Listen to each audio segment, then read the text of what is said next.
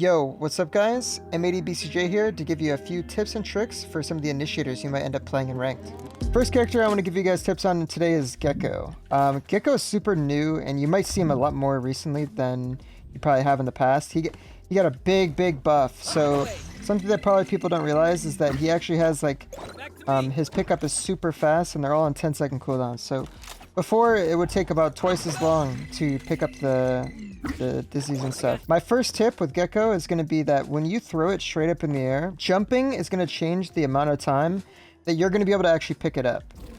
For example, if I let it jump throw up in the air, it's going to take 1,000, 2, 1,000, almost full 2 seconds for it to come back to the ground. Whereas if I flash normally without jumping, 1,000, it's already back on the ground. So this is something that you're going to have to mess with in your games as well. If an opponent shoots it high up in the air, it will take just as long to fall to the ground. It will take down to like 2 seconds to fall. If you're playing in a really aggressive angle and you're about to get rushed down, you might not want to throw a jump throw. For example, if I threw a jump throw here and I was getting pushed, I wouldn't be able to grab it. I'd have to run. I'd have to go, oh shoot, they're going to push me. I have to run. But if I were to throw a normal standing throw, like this, I could shoot 1 second, grab it, and I'm out. I can actually possibly pick that up. In many scenarios, you might actually be able to pick it up and get away. Tip number 2 for Gekko. I think a lot of people probably don't realize this, but the molly doesn't actually do a ton of damage until it explodes. So when you see this molly come down, don't be as afraid as you should be. You can run through this. You have a lot of time to fight. It's almost like it's not even there sometimes. I think you might be able to catch some opponents off guard. They throw this molly down, they think they're safe. You run right through it. It's not going to do that much damage. It's going to do about 10 damage to you. So should be a good little trick for you to use in ranked. The third tip I have for Gekko is going to be using his ultimate Thrash. This ult's super cool and super unique. It's only 7 ult points, so you get it often. So you're going to have to get used to using this. You're going to have to get very good with the ult. One of my favorite chips, or my tricks to use with this is going to be exploding at midair. And what I mean by saying exploding midair is that you can double click the activation and it will like blow up in midair, almost as if it's like hit max distance. I'll run you through an example of what it looks like here. Explodes in midair. It looks like I canceled the ult, but I didn't. If I were to cancel the ult, I would have to hit X, and it looks something like that. If I want to cancel the ult, you can hit the X button, and you know, that's totally fine, but it won't do that big explosion that I just did. It won't detain anybody. If you want to do the explosion, you're gonna have to click to send the ult, click and click. While it's flying midair, you click once more, it will explode and kind of hit, like you'll see like the circle radius kind of appear. That's the third trick that you're gonna want to get really good at with Gekko ult Thrash. Starting to use the explosion midair, like kind of curving it around a corner, like you know the enemy's close, like you can do something like this.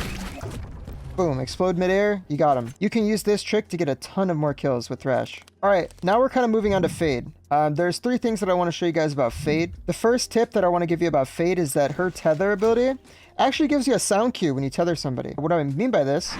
If we go ahead, tether this opponent. Now everyone listen up. That snap towards the end of the Fade tether is actually a sound cue telling you that you hit somebody. If you were to miss it, for example, no tether, no snap sound at the end. Let's say you're behind a wall over here and you were to throw this tether. Catch them. You don't know if you got somebody. You don't know you're behind a wall. Did you hear that? Now I know that I tethered somebody. Somebody is there. If you were to throw this over a roof, over a wall, behind enemy lines, wherever, if you hear that, it's kind of giving you an info. Hey, there was somebody there. I did tether them. A lot of people don't really know about that little small feature about the tether ability. Another tip I like to use with the Fade ult that maybe a lot of people don't really talk about. When using the Fade ult, it goes in stages, right? When you use this Fade ult, it's going to go in stage 1, stage 2, 3, kind of like a breach ult. If you know how breach works, it goes in layers, right? We'll use it here for an example. As it's slowly moving across the screen, it actually will ping enemies that you tag. See how it scanned them there?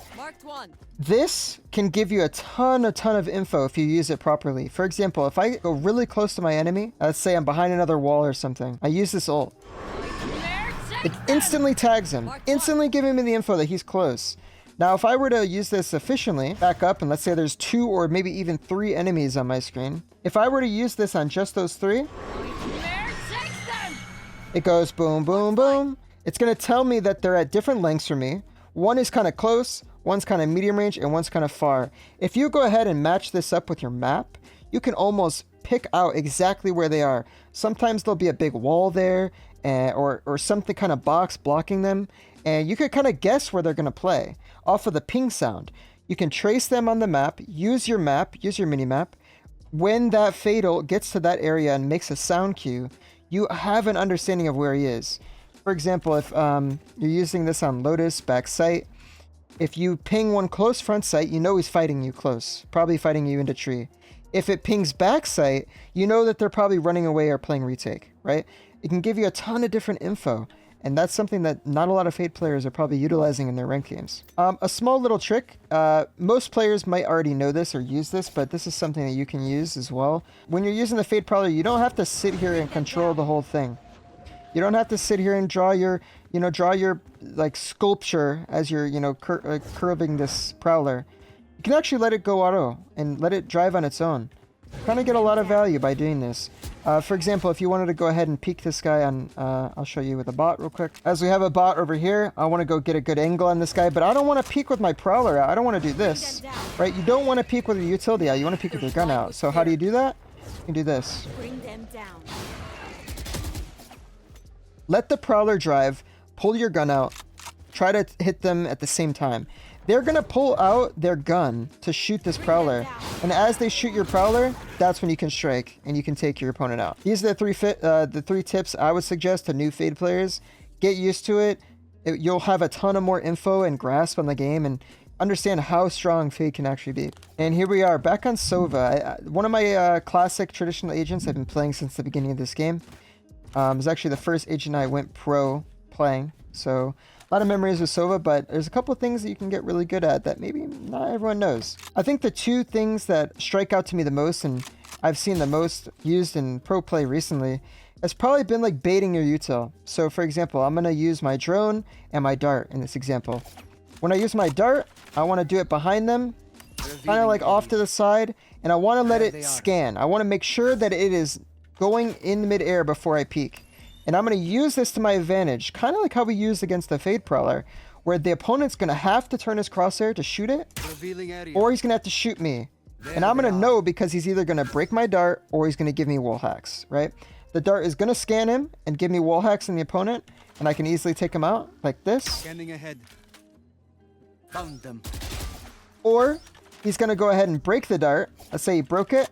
I can jiggle him out. As soon as he moves his crosshair all the way over here to this wall to break that dart, snapped, then you strike. You can take your opponent out as he's turning his crosshair completely. Now, you don't have to fully commit to this fight. I said jiggle. This is what you need to be doing right here. See if he's going for the dart break. See if you can get the little quick edge on him. Don't fully swing here and take the fight. Just kind of jiggle him out. See if he's peeking you or not. Maybe shoot a few bullets like this. Maybe just shoot a few things, you know? See if he's going to want to swing you. That's what you can use. And same goes for the drone. You can bait the drone a little bit. You can bait like this. If you're droning into a full sight of 5 enemies, sometimes it's better to do something like this. Tag someone, hide for a bit, jiggle them out again, get some more info. While this whole time your drone is flying around kind of baiting, like almost like we were in this example where we're jiggling in and out. You can do the same with your drone and actually make them use a lot of bullets. For example, if their drone is flying in, and they're jiggling you out, you're going to be like this. You're going to be like trying to shoot it like, yo, like why won't this drone break? Like, I'm trying to shoot this drone, but he's jiggling me out. You're going to waste a lot of the opponent's ammo, and you might actually give them the advantage in a fight if your teammate were to swing them. So try to use your drone and your dart to bait the enemy's crosshair, make them waste ammo on nothing but just utility. And the last tip I have for Sova is probably, I'd love to bring it up, is combo util. With shock darts especially, I see a ton of people just going for the maximum shock dart damage, which is like probably on the planter. If you were to shock the spike planter on every single round, it could be good. It can give you a 60 or 70 damage, shock. But the big damage shocks don't come from shocking the one guy planting. It's from shocking the people trying to help the planter. So for example, let's say your KO mollies the diffuser, and you have a feeling that they're going to sit to the left and the right of the diffuser, kind of holding for him, right? You can send your shock to the back while calling for the KO to molly the plant.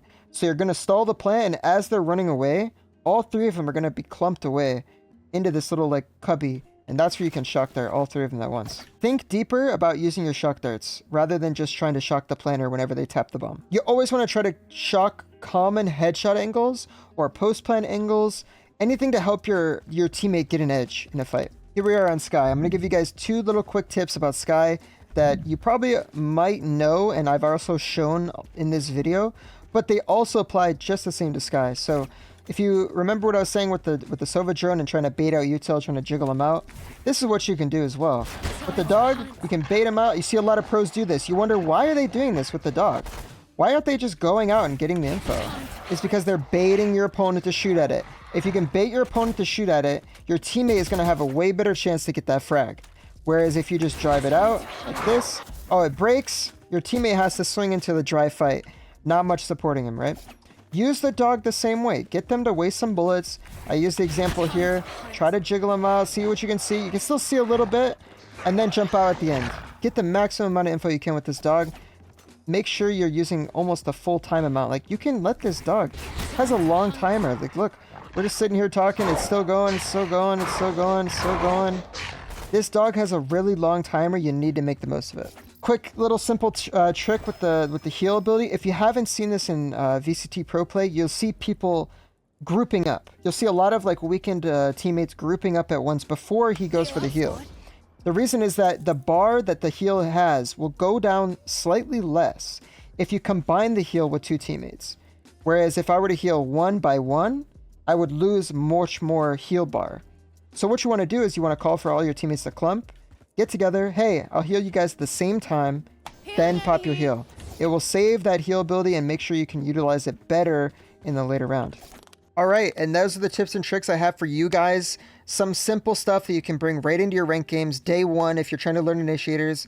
This is some of the stuff that you can do. Obviously, you might learn the abilities. You're going to get time to play with the agents in ranked, but this is the stuff that will make you an okay initiator and take you to a top level initiator. Thank you guys for watching. You can check out all of our socials down here, especially our YouTube channel, or on Twitter at M80GG. Feel free to use these tips in your ranked games, and good luck.